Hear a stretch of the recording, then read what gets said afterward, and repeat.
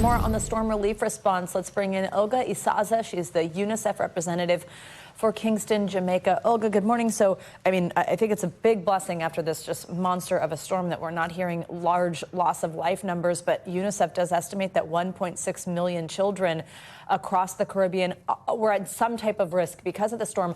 What are those risks, and what are the top priorities right now as these areas try to recover for children and families? Good morning, everyone. Let me start by expressing my solidarity with all the families and children that are suffering in this moment here in Jamaica and across the Caribbean. Yes, the impact is huge. Here in Jamaica, we are just seeing like at least 250,000 children are severely affected. And those children are, of course, in the localized in the specific parishes that the eye have touched. And the priorities are several. We are seeing needs in water, sanitation, hygiene. Definitely the food and the nutrition of those children under 5 is one of our concerns. We are also seeing absolutely need of psychosocial support. And later on, as you know, in Jamaica, the schools are shelters.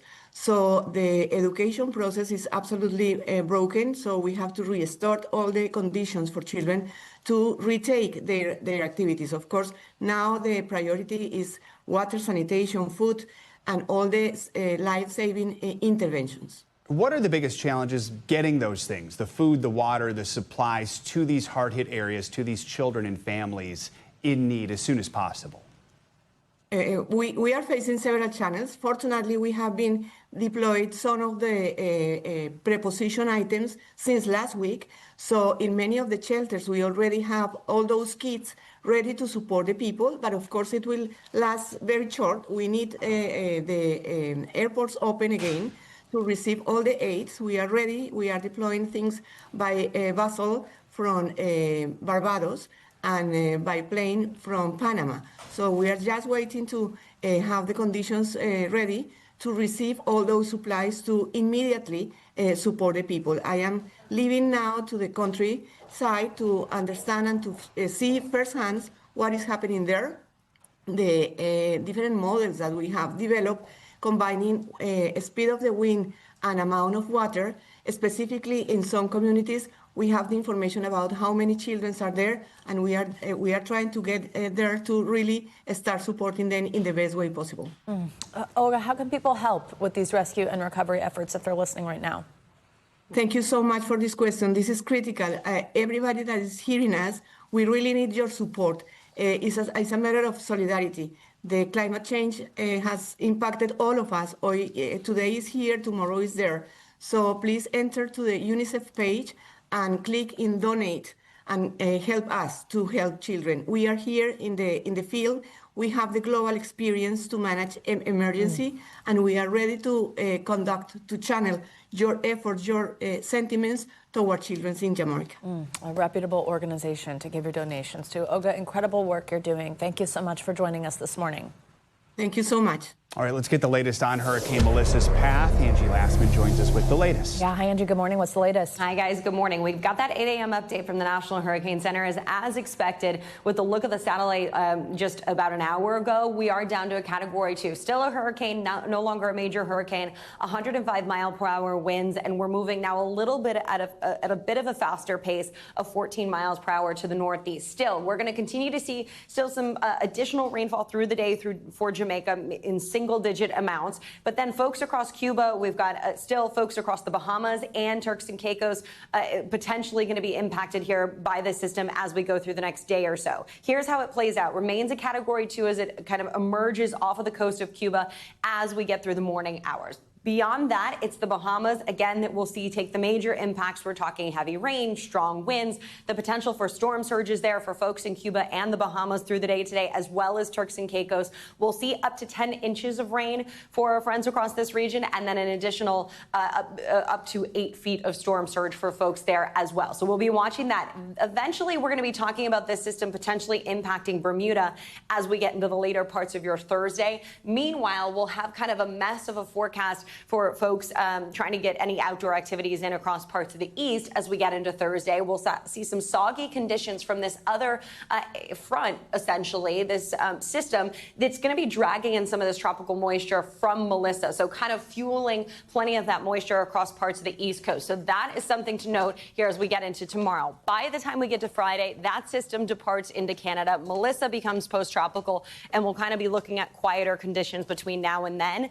Additional rainfall, though, specifically for Cuba, we're talking multiple more inches. By the time this is said and done, we could have double digits across this region. Of course, we know what it was like for Jamaica when it comes to the rainfall, and then the Bahamas additionally going to see some heavy rain. But Melissa, just incredibly record-breaking. This is just a list of some of the things that we've seen in the past 24 or 36 hours, and really since the system formed. Strongest hurricane at landfall. It ties for both the pressure and for the wind speed. We're also talking about world record for the driest eye.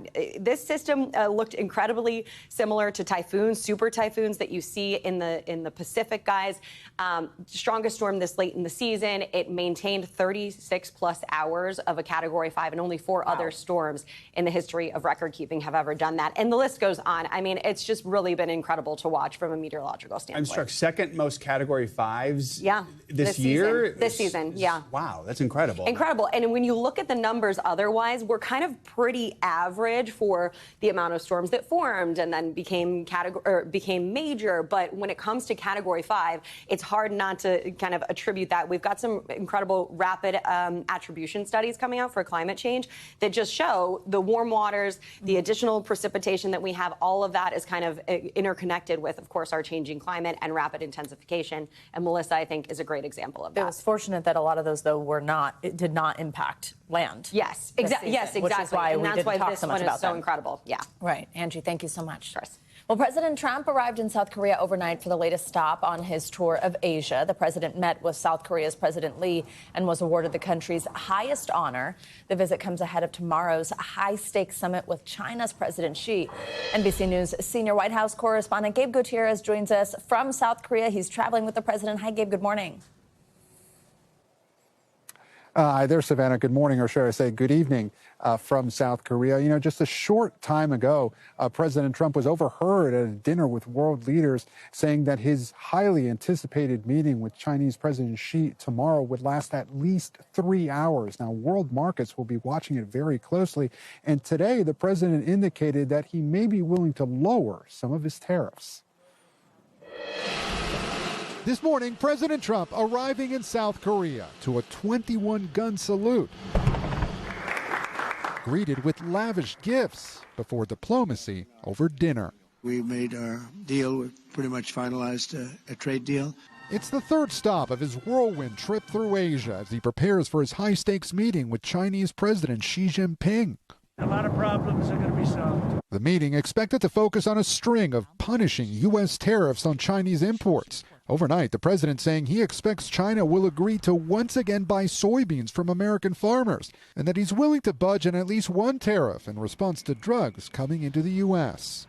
I expect to be lowering that because I believe that they're going to help us with the fentanyl situation.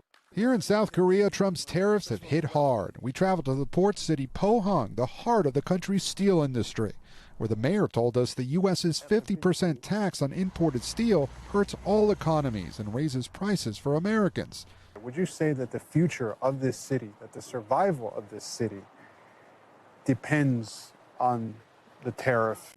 We thank you for watching, and remember, stay updated on breaking news and top stories on the NBC News app or watch live on our YouTube channel.